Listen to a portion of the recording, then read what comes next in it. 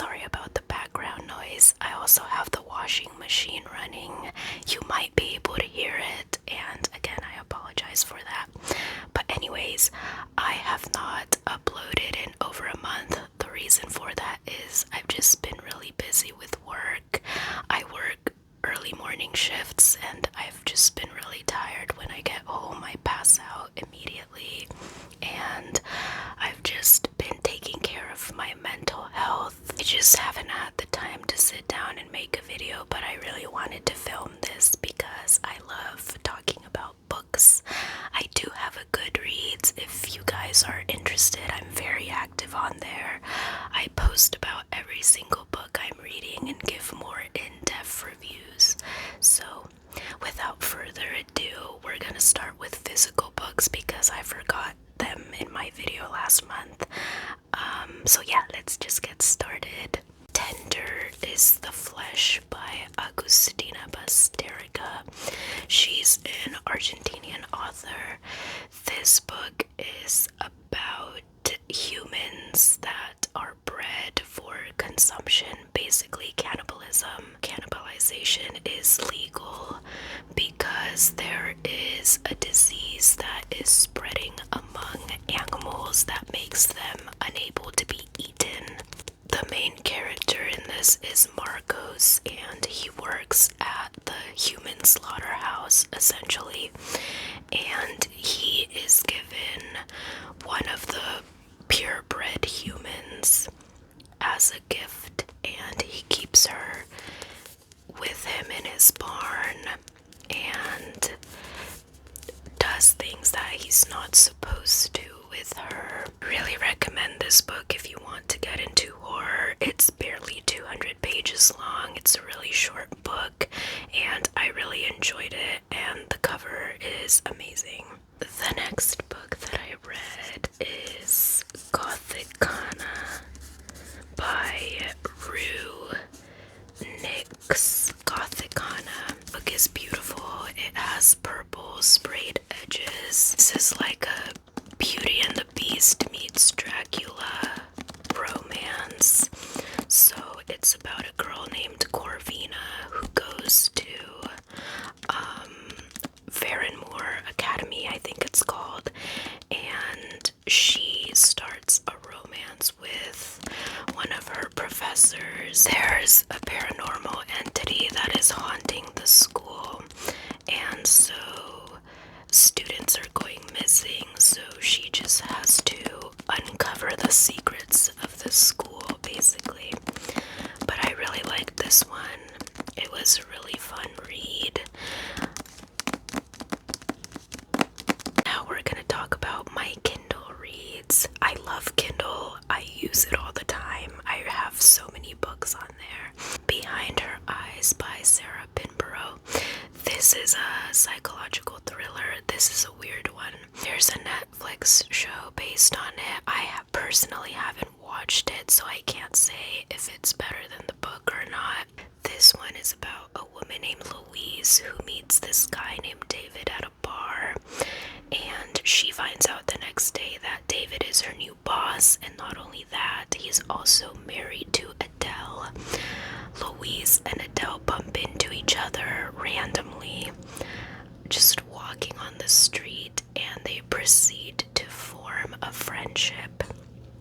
And Louise notices that Adele and David have an unusual relationship that is very weird, and that's pretty much the premise of this. This book was confusing to me. There's a lot of point of views, and it was kind of confusing at times to follow all of them, but it was really slow paced as well. It's one of those books that it doesn't make sense until the very end. It all falls together beautifully.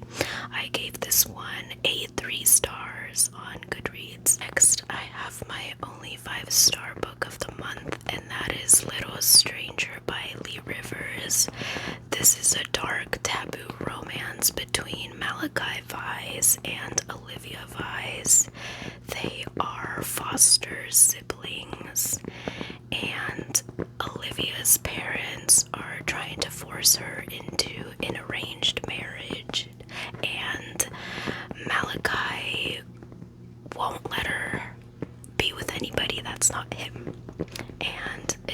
very smutty and perfect, and I love both of these characters so much. I have thought about them every day since I read this book, and this is a duet, and the duet is coming out in July, I believe. The second book to the duet, I mean. But yeah, I really love this way more than I should have. When I finished this, I was like, there must be something wrong with me, because I didn't think I would like the foster sibling trope, but I really enjoyed it. So, my only 5-star book of the month. The next book that I read is Billy Silver by Daniel J. Volpe. This is a splatterpunk horror type of book. It is about this guy named Billy Silver who is an addict, and he's in a band, and he comes across this tattoo shop and gets tattooed by this woman named Talia. And after she tattoos him, he begins to have these very violent and brutal thoughts and compulsions. If you can hear the washing machine, I'm so sorry, it's in the spinning cycle. So this one is Penpal by Detain, and it is about a man who is actually never named in the book, but his childhood best friend went missing in the past, and he is trying to put pieces of his childhood together to figure out what happened to his friend. It's just very sad more than anything. It filled me with a sense of melancholy when I read this. I gave this one a 3 stars just because I feel like it was very overhyped online, and it was a good book. It just wasn't anything that stood out in particular to me. The Best of Friends by Lucinda Berry. Lucinda Berry is becoming one of my favorite thriller authors. I've read a couple of her books already, and there hasn't been one I haven't liked. But this one is about 3 friends named Danny, Kendra, and Lindsay, I believe. And they all have teenage sons. And there is a tragic accident that happens one night that leaves one of them dead, one of them in a coma, and the other one mute. He's so traumatized he is unable to speak. And so the moms quickly unravel that they don't know their sons as much as they think they do. And they are just trying to figure out what happened the night of this accident, and it threatens to split their friendship apart. I really like this one. Lucinda Berry always has good twists in her books. Her books keep me on the edge of my seat every single time. Lights Out by Nafisa Allen. This was a really fun one. It is a dark rom-com, and I had a lot of fun reading this. It is so unserious. It's about this girl who falls in love with a masked TikToker, and he eventually begins to stalk her. It is so ridiculous, but it's a very light-hearted book. There is a lot of smut in this, so if you don't like smut, then you probably won't like this. Flesh and Blood by Andrew Shanahan. This is book 2 of the before and after duet, I guess you could call it. It's about a guy named Ben Stone who is trying to survive a post-apocalyptic world with his dog Brown. I talked about the first book last month. He was overweight and was about to go into surgery to fix his weight problem when the world ended. And he was stuck on the first floor of his apartment. That's basically the summary of the first book. In the second book, he's trying to navigate the post-apocalyptic world while trying to also lose weight. this one as much as the first one. I think I gave it a 3 stars on Goodreads. It just fell flat for me. Still Missing by Chevy Stevens is about this realtor named Annie O'Sullivan, who just is a basic recap of the year she was held in captivity. She gets kidnapped by this guy who pulls up to one of her open house showings. He is the last person to come to the open house, and she's showing him around, and then he kidnaps her, forces him into the back of her van, and takes her to a secluded place in the woods, and just repeatedly assaults her for over a year. And this book just basically recounts everything that she went through. It's really disturbing. Some of the scenes in this are just uncomfortable to read.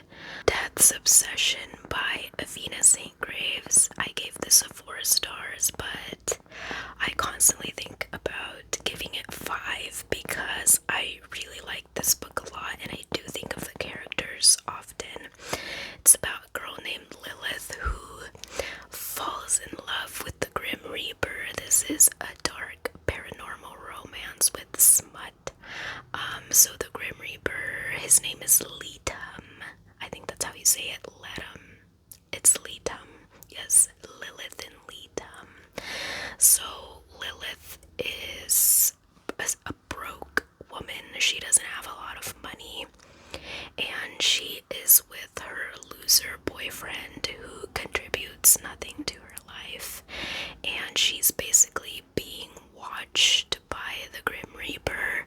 He falls in love with her. He gets into her dreams and takes her, if you know what I mean. But yeah, it touches on the topic of grief. She did lose her sister in an accident, and she's trying to navigate her unresolved grief. She feels a lot of guilt. This was a beautiful book. It made me tear up at the end. Actually, that might have been her mom, not her sister. Anyways, I love this. It was so good. I didn't think I would like paranormal romances, but this was so good. Times I Lie by Alice Feeney. I did not like this book at all. I gave it a 2 stars. It's about this woman this is a thriller, by the way, about a woman who goes into a coma and she can hear everything that's going on around her. She's trying to figure out how she got into a coma, and this book was so slow and boring. I just couldn't get into it. I really liked the premise, but I just don't think it was executed well. It just didn't hold my interest at all. But I gave it a 2 stars. Someone else might like it. Or An Evil by Carver Pike. This is another splatterpunk extreme horror type of book. I loved this one so much. It was so good. It's about a guy named Michael who goes to Panama for a bachelor party with his friends.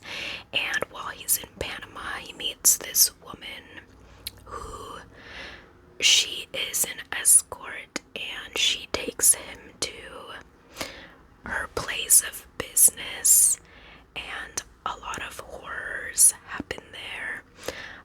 Very violent, but tasteful. She is not what she seems. It has very erotic scenes that make you forget that it's leading to something disturbing. But this is so good, and it's a series. I believe there's 5 books in the Diablo Snuff series, and I plan to read all of them. I really liked this one. My skin is so oily, and I'm starting to have cramps, but we will persevere. The Baker's Wife by Caitlin Brooke. This book was so fun. It is about a gingerbread man who turns into a human and then rails the shit out of the baker's wife.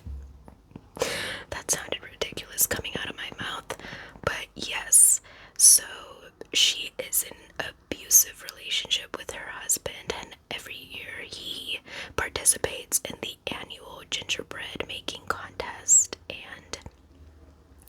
she gets sick of him treating her like crap, and she bakes this huge gingerbread man who overnight turns into a human.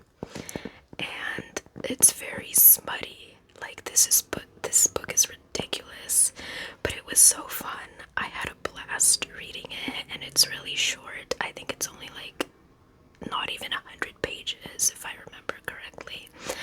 But yes, I highly recommend this. I love these types of books, and I love describing them to my boyfriend when he asks what I'm reading, because he just looks at me like it's just so ridiculous. I just love seeing his facial reactions. In My Father's Basement, serial killer novel about a guy whose dad just out of nowhere brutally murders a bunch of kids at a college campus, and he will not talk to the police or anyone else but his son.